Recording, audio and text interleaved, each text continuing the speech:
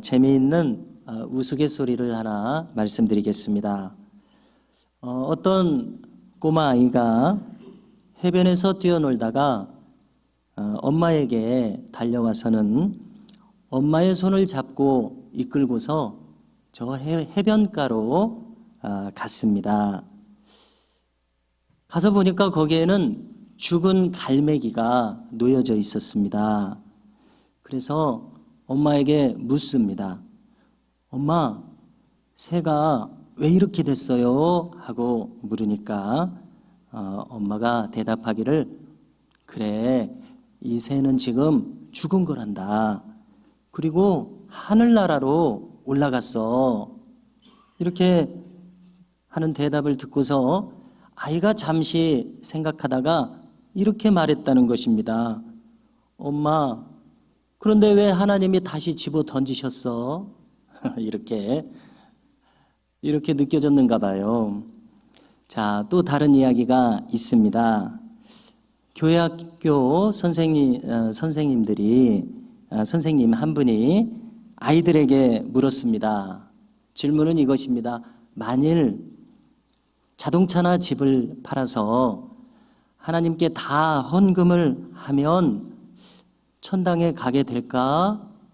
이렇게 물으니까 아이들이 어떻게 사리분별을 할까요? 대답하기를 아니요, 이렇게 답했습니다.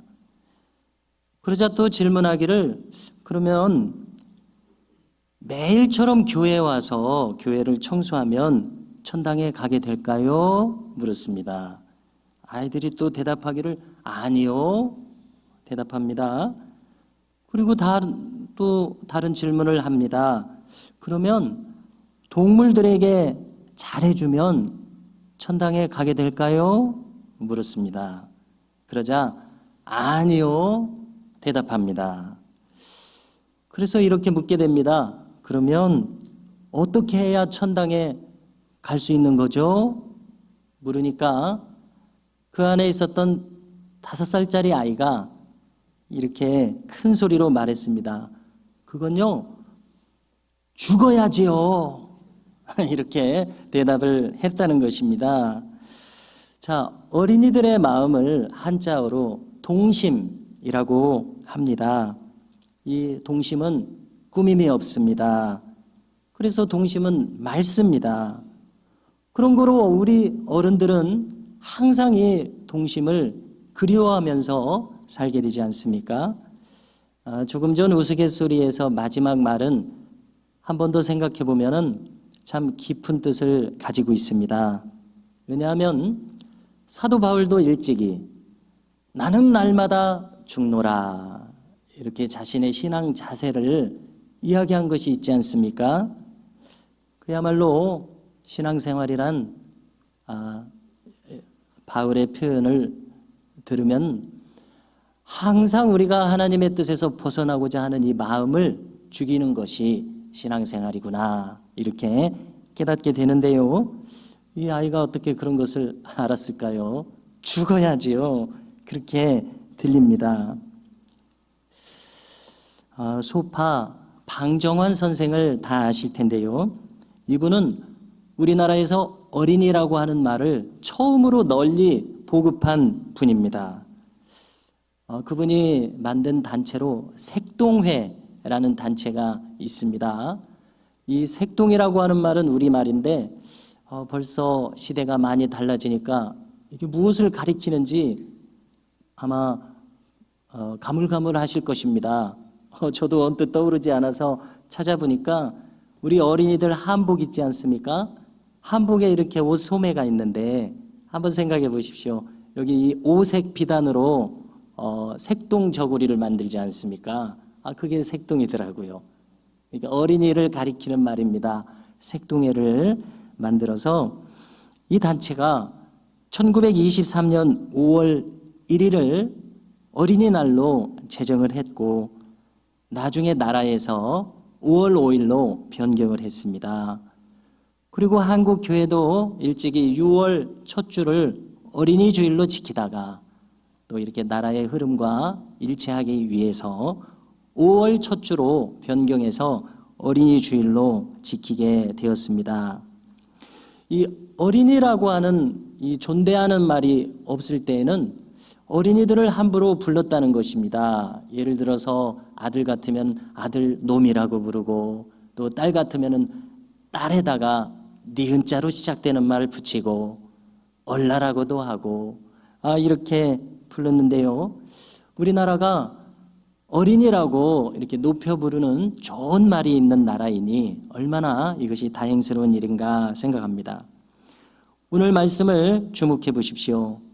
예수님은 말씀하십니다. 어린이들을 용납하라. 내게 오는 것을 금하지 말라. 그리고 뒤에 놀라운 말씀을 덧붙이셨습니다. 천국이 바로 이런 자의 것이니라. 참 놀라운 말씀을 덧붙이셨습니다. 예수님은 우리가 다 아시는 대로 이 지상에서 3년 동안 공생의 사역을 펼치셨습니다.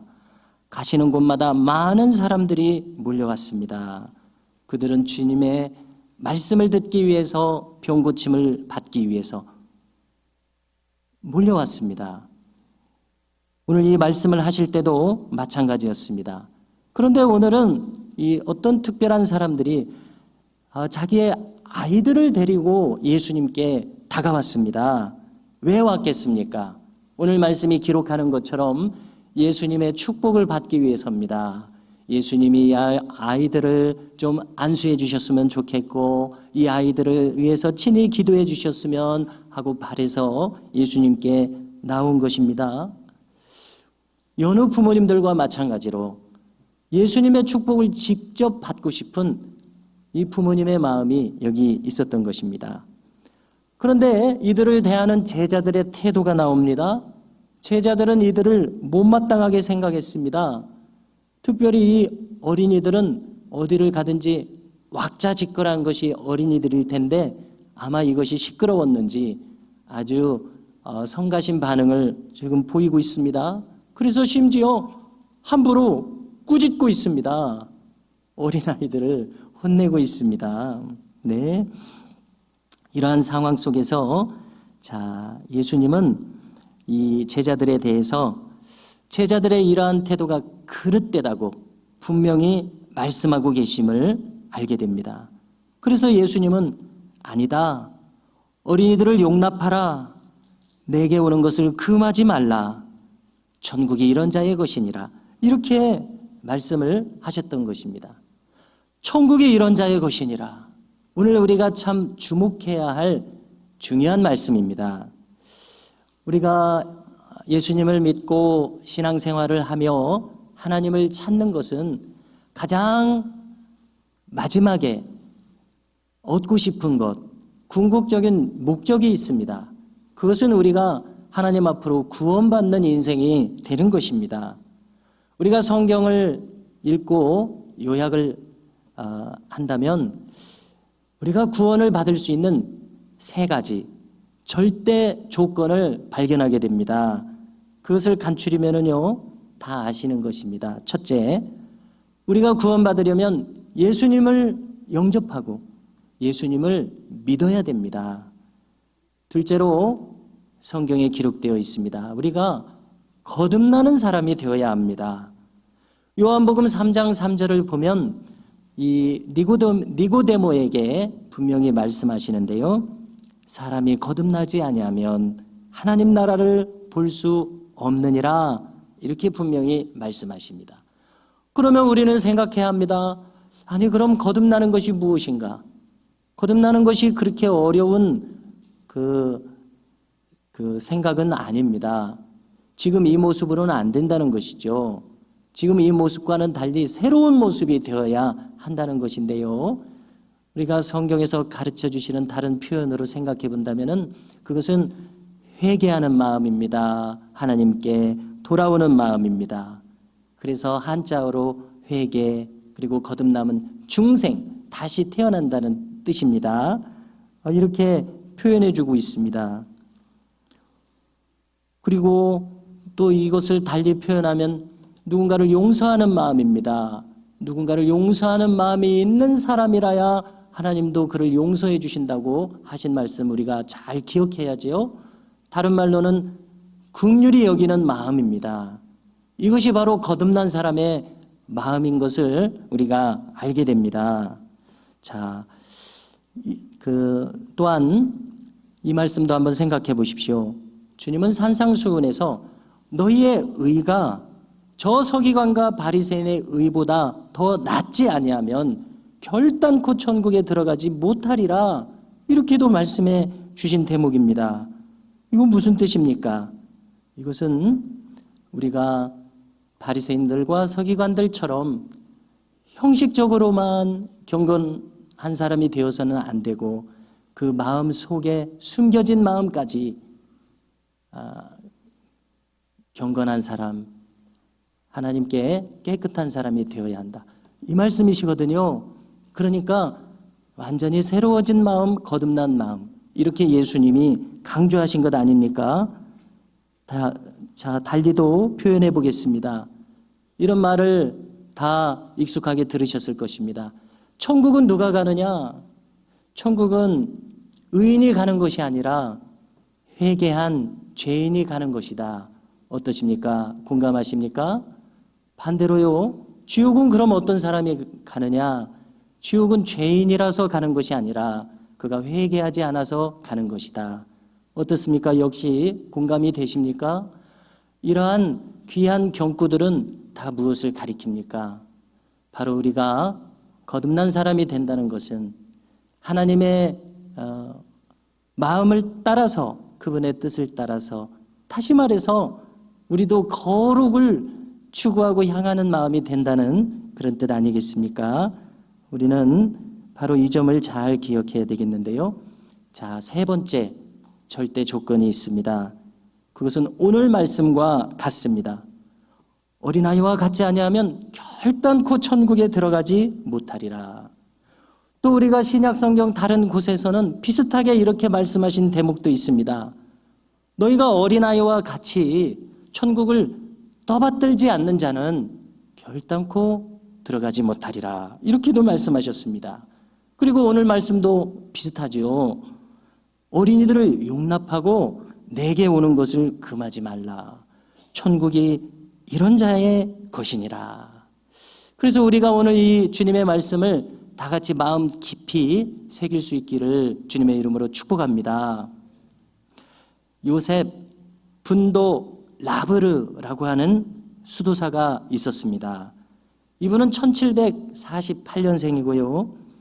프랑스의 한 시골 마을에서 태어났습니다. 자, 그의 어머니는 어려서부터 그를 경건하게 기르고자 했습니다. 그래서 어떻게 그를 가르쳤다고 우리에게 전해지냐면요, 그가 이제 누구나 말을 배우게 되지 않습니까? 말을 배울 때 보통은 엄마라고 해봐라, 아빠라고 해봐라.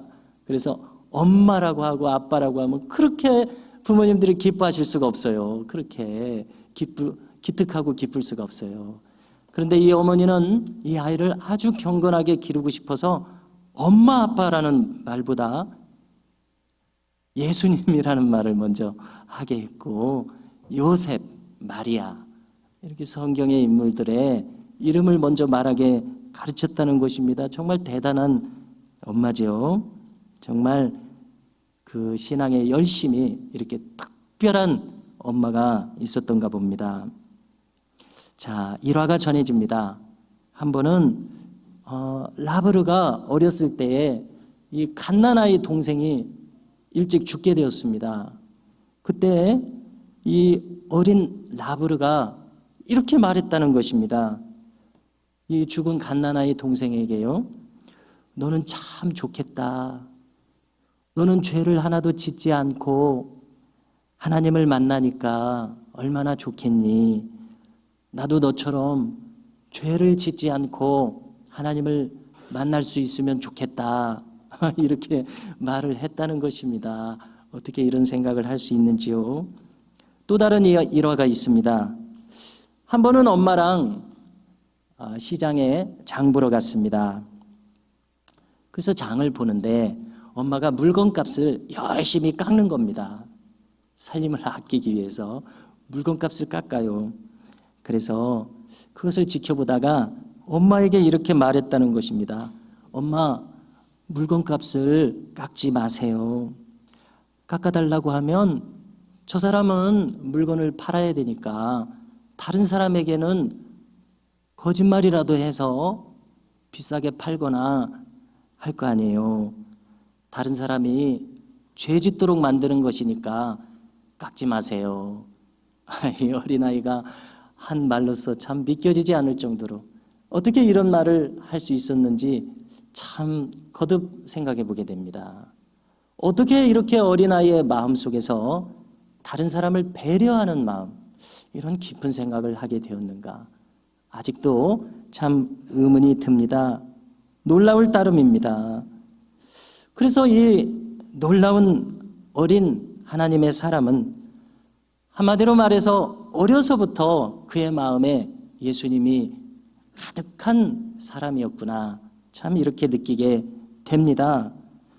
그는 평생 많은 사람에게 많은 감화를 끼친 것으로 알려지고 있습니다.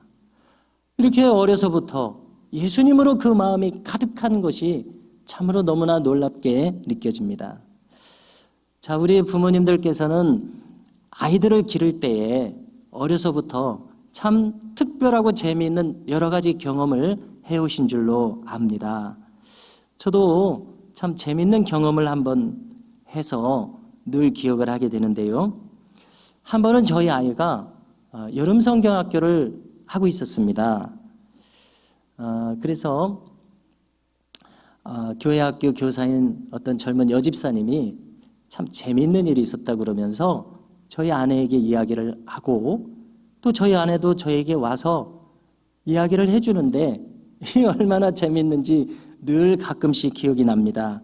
무슨 내용이냐면요.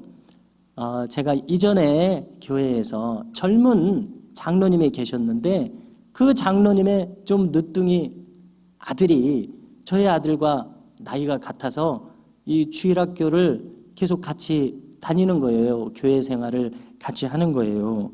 그런데 자, 이 초등학교 1, 2학년 때였습니다. 그때는 얼마나 이 아들들이 이 세상에 왕들이겠습니까?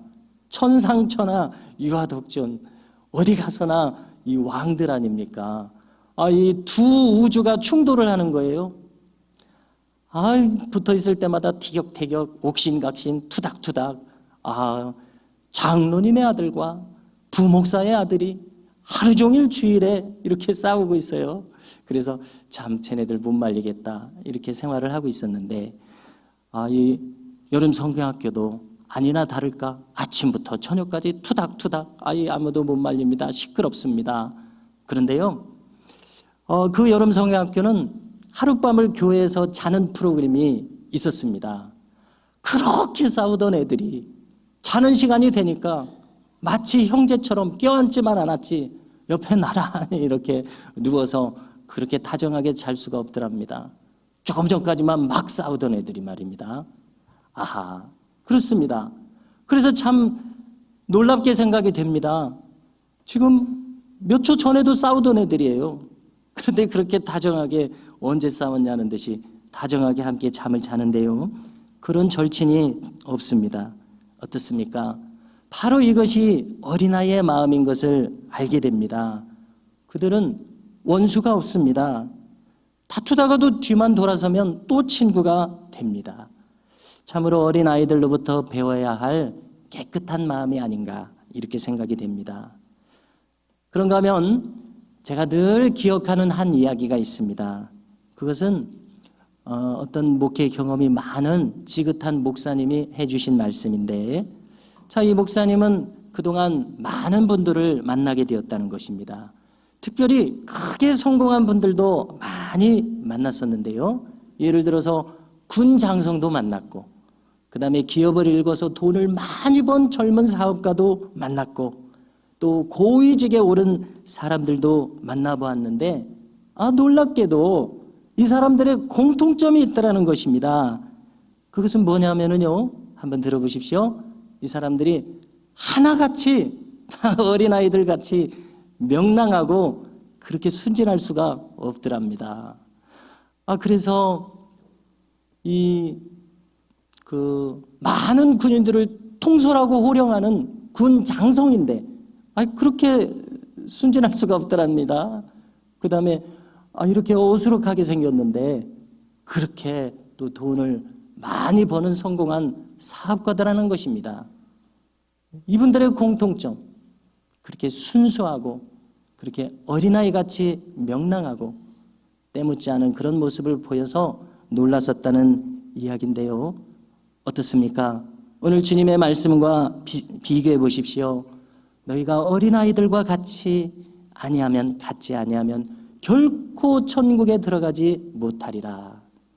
이 중요한 원리가 우리가 일상의 사회생활을 하는 데서도 적용이 되더라는 것입니다. 어떻습니까? 성도 여러분, 우리의 남은 많은 이 인생의 날들이 있습니다.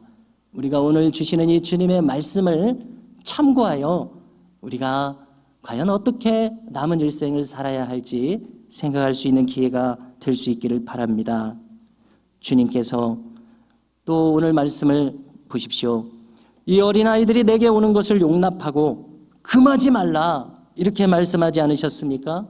이거 말을 바꿔서 생각해 보면 무슨 뜻입니까?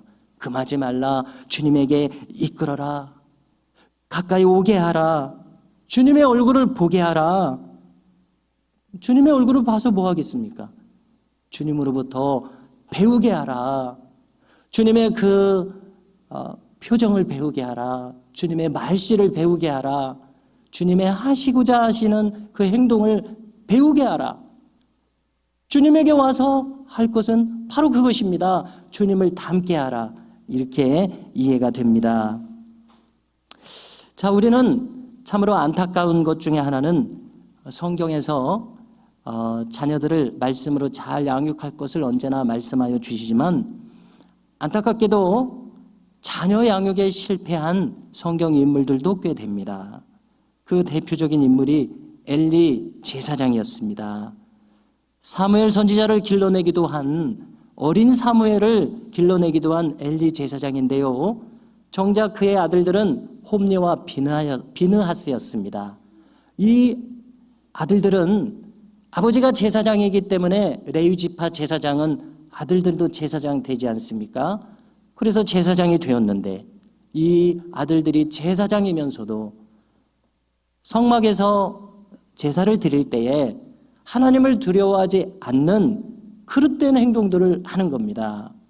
예를 들어서요, 제사로 드리는 제물들은 무엇입니까? 소, 양, 염소, 비둘기 이런 것들입니다.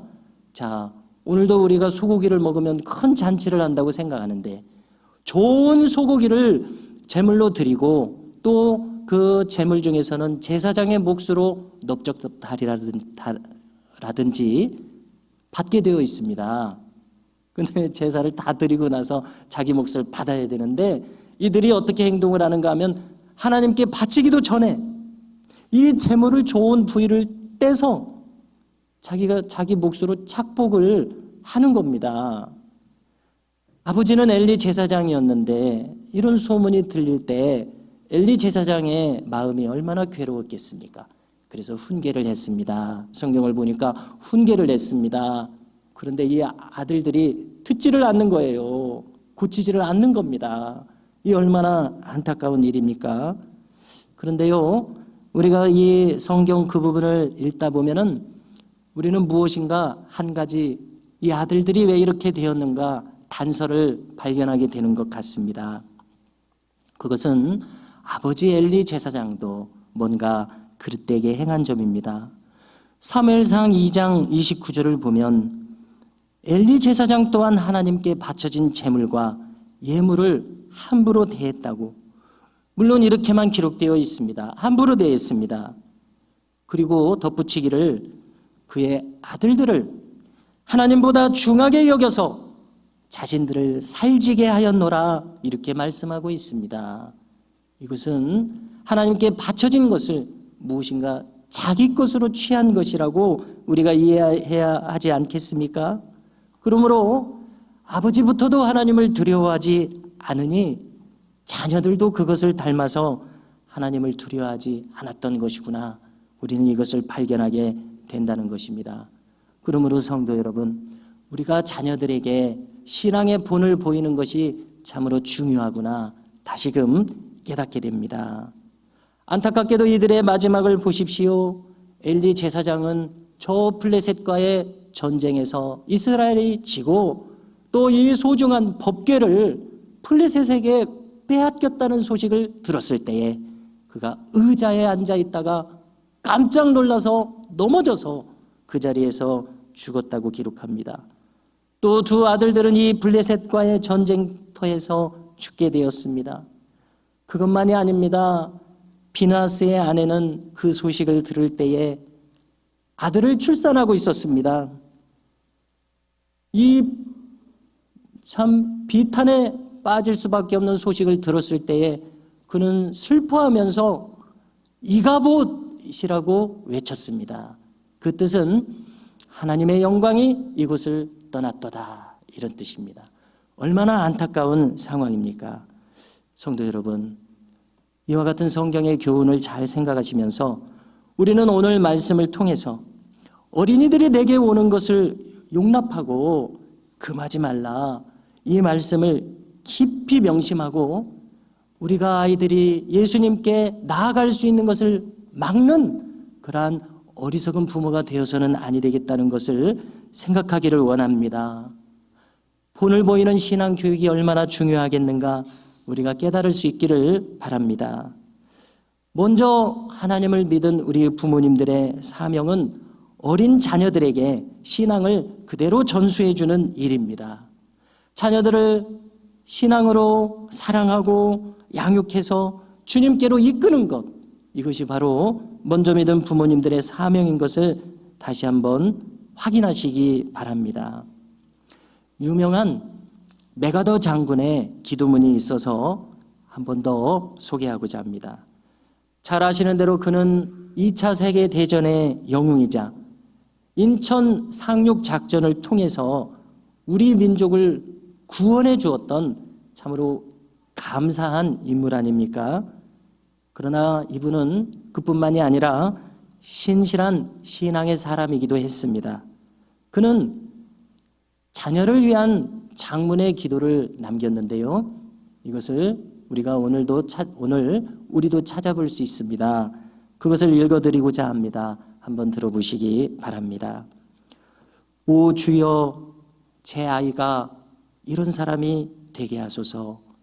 약할 때에 자신을 분별할 수 있는 힘과 두려울 때에 자신을 잃지 않는 용기를 주소서.